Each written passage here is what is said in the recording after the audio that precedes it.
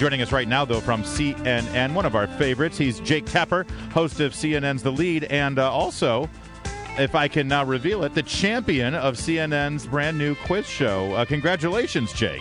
Thank you. Allison Camerata and I were victorious in our team yesterday, and I want to point out that we were playing for charity, and it's this great group called Homes for Our Troops. They build specially designed mortgage-free homes for the most severely disabled veterans from Afghanistan and Iraq. They're a wonderful organization, and now they have a big check for $20,000 headed their way. So, that's fantastic. Yeah. Well, and Fisher House is so important to us here at WMAL. It sounds like they're cut from the same cloth. So well done there, sir. I do want to get to the news of the day, but this show, is this going to be a regular thing where all you guys square off? And where was Wolf Blitzer, by the way? I don't know. I don't know the answers to either of those questions. I'm just a cog in the corporate wheel, and they told me to show up, so I did, and I studied a lot, and that I thought, you reach a point in your life where you think you don't have to study anymore. I've finished college, finished a little bit of grad school. I don't want to have to study anymore, and then all of a sudden they tell you, hey, we're going to be quizzing you on U.S. presidents, in front of a primetime cable audience, so get ready. Well, you should just know, Josh Feldman over at Mediaite, he is suggesting that maybe there was some foul play, and they say poor Lemon Cuomo, Don Lemon and Chris Cuomo, your colleagues there, they got tougher questions than you and Camerata got. So just so you know, they're already crying foul. It's like Inflategate all over again. Well, I will say that Chris, it's the luck of the draw, but Chris and Don did get a very, very tough. There were 6 different sections, and one of the sections they got the presidential instruments, and that was very I thought difficult. The name of Deep Throat was a tough question. I was pretty impressed, you guys. Thank you very much. I do think that I got some tough questions as well, but I agree that the presidential instruments was a tough section. Well, speaking of tough questions, Josh Earnest in the White House briefing today is going to get some pretty tough questions, I think, after last night's ruling by a federal judge blocking the president's unilateral executive action there on illegal immigrants granting legal status. How do you think this is going to shape up? Do you think that the administration might actually try to defy the order? No, but I do think that they will offer very vigorous defense of it in court, and we'll see where it goes and how far it goes. But I don't think that they'll defy the order. I think that they'll do what they need to do. Well, Jake, does this give Republicans in the Senate and some Democrats up for re-election in the Senate now cover on this budget battle? Of course, the DHS funding deadline coming up was February 27th. Does this give them some cover now to say, hey, here, look, the courts agree with us. This is why we're not going to vote to fund this portion of the program, this executive action? Maybe. I do think that on its face, the not funding the Department of Homeland Security is a difficult thing to explain to voters, even if you disagree with the president on the immigration order and action. I think the larger issue, and I know from talking to a bunch of Republicans that it's one that some Republicans feel very hinky about in terms of defending.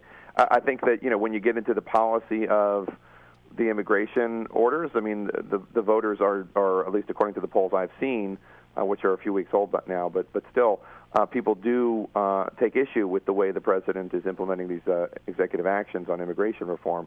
But then I don't know that makes it easier to explain not funding the Department of Homeland Security. People in general want their government functioning, especially when it comes to things as serious as Homeland Security. Our guest is CNN's Jake Tapper, and his show, The Lead, has really taken the lead in reporting on the developments of ISIS over the past, almost a year now, since they really started to get aggressive in the Middle East. And, the president's policies and really the language that they use in their rhetoric in speaking out against ISIS has come under fire quite a bit lately. And last night, Marie Harf was on another cable news network, and she said this with regard to the war. This is Marie Harf, of course, the spokesperson for the State Department. But we cannot win this war by killing them. We cannot kill our way out of this war.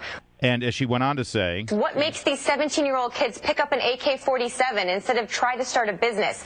This kind of stuff, is it going to make it a lot harder for the Obama administration to project the image that they are really getting serious about fighting against our ISIS enemies? This after seeing 21 Coptic Christians from Egypt getting beheaded over the weekend.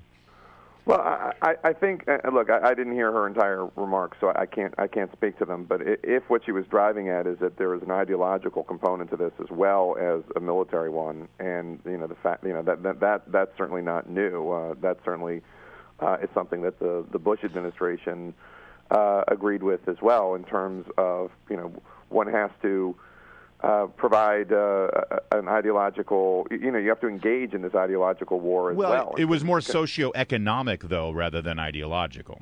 Well, that's interesting, because that's an area where I've heard the American leaders and the British leaders really disagree. And in fact, it was one of the starkest areas of disagreement when the British Prime Minister David Cameron was visiting, and he pointed out that a lot of the London bombers came from perfectly fine, privileged backgrounds, and this wasn't an issue of whether or not there are opportunities for young people. This was an issue of fighting an extremist ideology, and that's an area where he and President Obama disagreed, and I have to say that I think it is an area where the administration has faced some criticism and will continue to. Jake, what do you think the effect on the 2016 presidential is going to be if this continues to degenerate, the situation with ISIS? The Republicans have always, whether justified or not, always had a leg up, I think, on national security issues. Do you think this is going to have a deep impact on that? I mean, Mrs. Clinton on the left certainly has got some kind of hawkish credentials for a modern Democrat associated with the liberal wing of the party.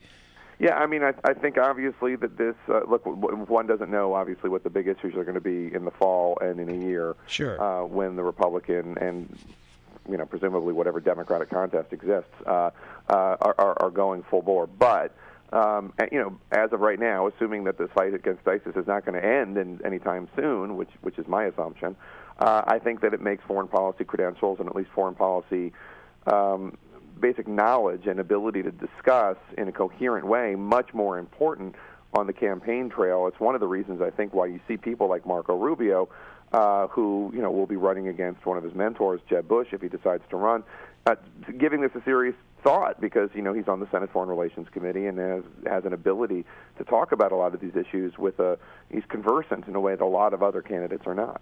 Jake Tapper, really quickly, I enjoy following you on Twitter, not just because of your insights into the political world and national security issues, but also because you are on top of pop culture, unlike many of your colleagues. And I do need you to, I got to throw a flag here really quickly. Yeah. Your colleague John Berman during the CNN show, just listen to this. Which performer did not sing at a swearing-in ceremony at a presidential inauguration? A, Kelly Clarkson. B, Beyonce. John Berman. Beyonce. B. That is incorrect. It's not incorrect. She lip-synced. All right. Now, Jake, that is way below the belt. You don't align yourself with that, do you? I thought he had a point. It was funny. I thought it was really funny. Tell him I said that. Hysterical. I would have given him the point on that one. Jake Tapper. It wasn't who performed. The question wasn't who performed. It was who sang. Yes, you got it. Don't you think she was singing? They may have turned the mic off, but she was probably singing along. No, I'm with Jake on this one. He's right. We're going to have to agree to disagree. Jake Tapper Thanks, from Jake. CNN, thanks for joining us this morning. Thanks, guys.